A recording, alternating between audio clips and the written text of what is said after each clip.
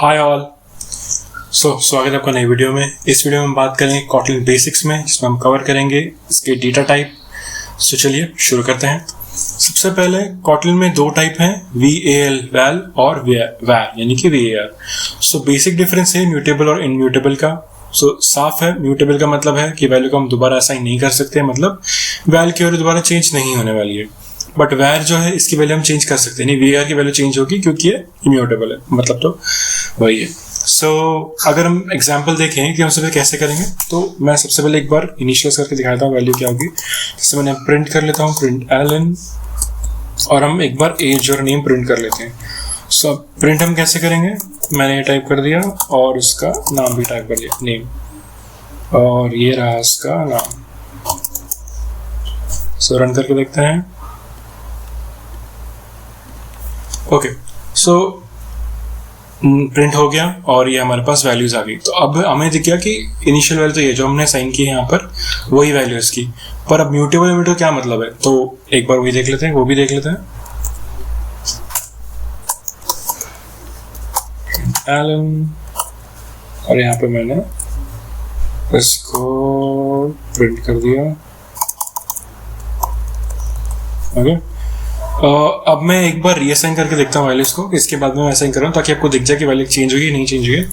तो एज को मैंने चेंज कर दिया, लेट्स से 22 थी तो मैंने उसको 25 कर दिया। अब नाम है म्यूटेबल यानी कि चेंज नहीं होगा वो वैल्यू, तो मैं चेंज करके फिर भी ट्राई करता हूँ क्या हो रहा है वो change. Let's say okay, error आ गया इसमें। तो एरर ये है कि value can not be reassign, इनकी वैल्यू तो चेंज नहीं होगी इसकी। और अगर हम एक और बात करें इसमें, तो उसमें एक और सिमिलैरिटी है। जैसे एक और होता है वैल की ही तरह कांस्टेंट वैल, यानी कि हम उसको ऐसे यूज करते हैं। अब मैं पहले इसको रन कर देता हूँ, ये तो चेंज नहीं होगा। एक बार रन करके फिर बताता हूँ उसको। एक और है कांस्टेंट वेरिएबल, जैसे कि कांस्टेंट वेरिएबल करके वो भी इसमें असाइन हो सकता है। कांस्टेंट वेरिएबल जैसे यहाँ पे नेम है तो मैं उसको प्लेस कर देता हूँ, प्लेस, और ऐसे करके आ जाएगा वो। अभी इसमें एरर है, बट वही कांस्टेंट ऑब्जेक्ट फाइल बनाऊंगा उसमें हम असाइन करेंगे। बस इसका मतलब क्या है, देखिए कांस्टेंट में और वैल में एक ही डिफरेंस है कि दोनों रन टाइम और उसका फर्क है। जैसे कि जो वैल होगा वो रन टाइम पे इनिशियलाइज होता है। मतलब क्या है इसका, रन टाइम और कंपाइलर का फर्क क्या होगा कि जैसा अगर मैं वैल्यू असाइन कर रहा हूँ, जैसे मैंने इसकी नाम वैल्यू यानी कि नेम की जो वैल्यू राहुल कर दी मैंने, जो है ना असाइन कर दी या जो भी इनिशियलाइज कर दी वो वैल्यू कर दी। तो ये क्या भी, जैसे मैं इसको रन कर रहा हूँ, जैसे मैंने प्ले पे क्लिक किया या ऐप को रन किया, तब जाके वैल्यू असाइन हुई, वैल्यूज ने वही इनिशियलाइज कर दी और वो पूरे प्रोग्राम में वही वैल्यू चलेगी, इसकी चेंज नहीं होगी। बट कांस्टेंट में क्या होगा, जब हम कंपाइल कर रहे हैं इसको, जब जैसे ऐप बिल्ड हो रही है तो उस टाइम पे वो वैल्यूज की चले, वो तब जाके असाइन होगी, यानी कि जो भी टाइम है असाइन करने का वो उसका डिफरेंस है। बाकी तो दोनों में सेम है, दोनों में ही चाहे कांस्टेंट हो चाहे वैल हो, दोनों की वैल्यू चेंज नहीं होगी। फर्क ये कि कांस्टेंट को हम through out the app use करते हैं आमतौर पर, कंपाइल ऑब्जेक्ट करके, कंपेनियन ऑब्जेक्ट यूज करके। जैसे कि जावा में एक होता है स्टैटिक करके होता है, तो सेम वैसे ही कंपेनियन ऑब्जेक्ट होता है, उसमें वैल्यूज को यूज करते हैं, तो सिमिलर वैसे ही होता है। अब ये तो रन हो गया और वैल्यू देखो से हो गई चेंज, 25 हो गई। और मैंने नेम यानी कि वैल्यू को चेंज करने की कोशिश की पर वो असाइन नहीं हुआ क्योंकि वो तो फिक्स वैल्यू है इसकी।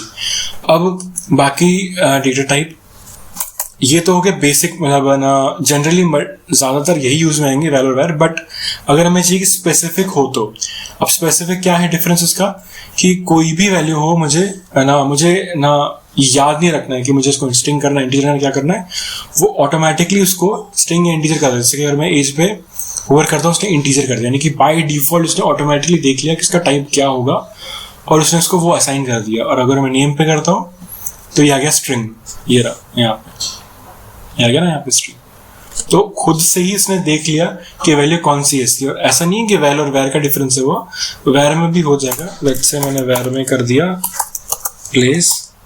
प्लेस मैंने ये बना दिया, तो अब ये देखो इसमें भी वो है ना स्ट्रिंग ही लिखेगा इसको। लेट्स से यहाँ पे देखो ये स्ट्रिंग आ गई इसकी, ऐसा स्ट्रिंग इसने ऑटो कंसिडर कर लिया, मतलब बाय डिफॉल्ट उसने इसको वही असाइन कर लिया। अब ये तो वो था कि हमें ना इजी, हमारा टाइम बचेगा उसके लिए।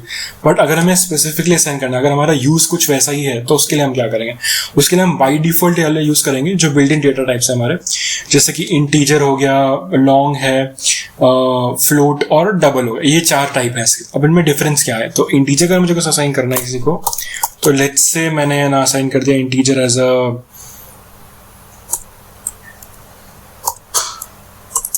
जैसे हम बोलते हैं इन सबका नंबर है, तो मैं यहाँ नंबर लिख देता हूँ,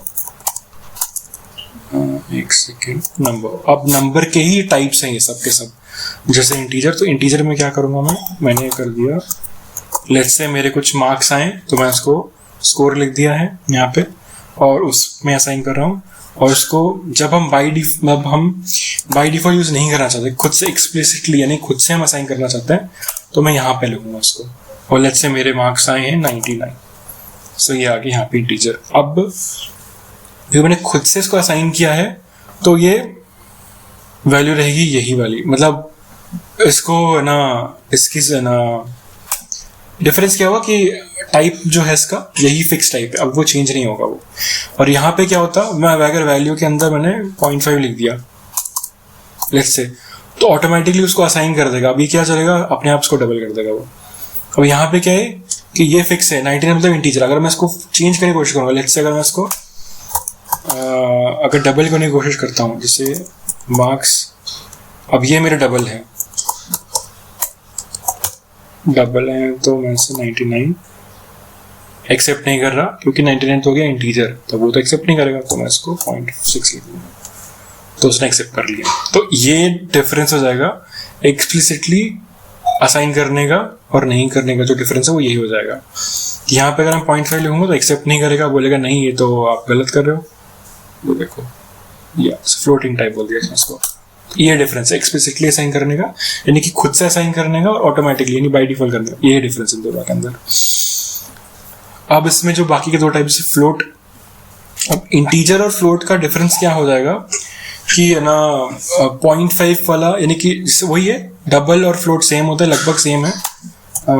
इसको मैं यहाँ पे फ्लोट भी कर सकता हूँ, वो भी सेम चीज है।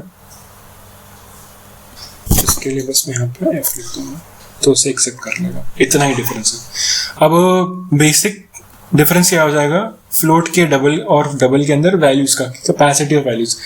अब अगर मेरी वैल्यू काफी बड़ी है, लॉन्ग वैल्यू है, तो उसमें डबल यूज करूंगा। पर अगर वैल्यू उतनी बड़ी नहीं है, लेट्स से मेरी वैल्यू 10 लाख या 15 लाख तक काउंट है, उतना काउंट है, तो वो एक अलग चीज होगी। मतलब मेरा काउंट अगर 1 करोड़ है, बिलियन समथिंग है, तो वो दोनों जो काउंट है अलग अलग हुए, तो दोनों का डिफरेंस ये होगा कितना स्पेस। अब जब भी हम प्रोग्राम रन करते हैं, तो एक एक चीज का स्पेस कंजप्शन डिपेंड करता है उस पर। तो इवन मैंने इसको इंटीजर असाइन किया, ये भी एक स्पेस कंजप्शन है। मैंने इसको ना फ्लोट लिखा, ये अलग स्पेस कंजप्शन। तो ये क्या वैल्यूज आगे जाके बैकएंड में असाइन होती है, मतलब एक वैल्यू होल्ड कर लेता है वो, तो उसके ऊपर है वो। तो टोटल उसी कॉन्सेप्ट है, उसके लिए हम यूज करते हैं।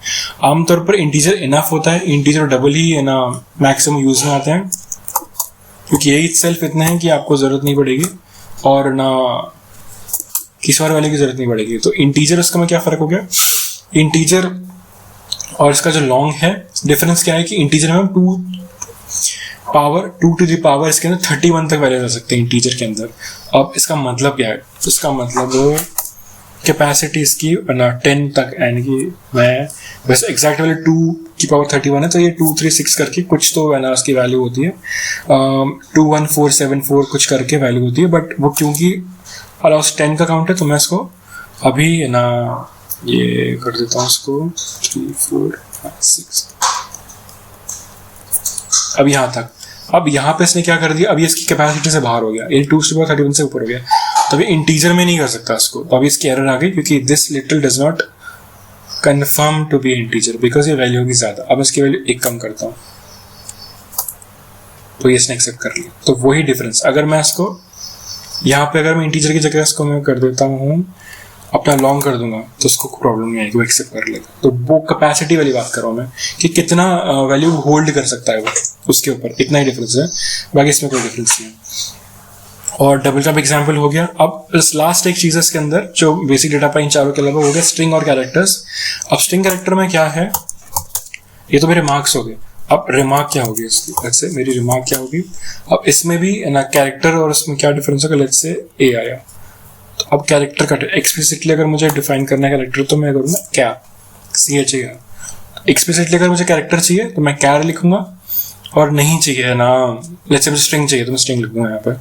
एक्सप्लिसिटली अगर मुझे करना है तो मैं स्ट्रिंग लिख दिया। अब ये स्ट्रिंग नहीं है क्योंकि स्ट्रिंग में ना डबल इन्वर्टेड कॉमा आता है, तो मैं वो कर दूंगा और मैंने कुछ भी टाइप कर दिया तो वो हो गया इसके लिए, पर मैं कुछ भी नहीं करूँगा, मैं ऐसा लिखूंगा गुड, तो ये हो गया स्ट्रिंग। तो यही बेसिक डेटा टाइप है। और कॉमनली यूज क्या है, वैल और वेर।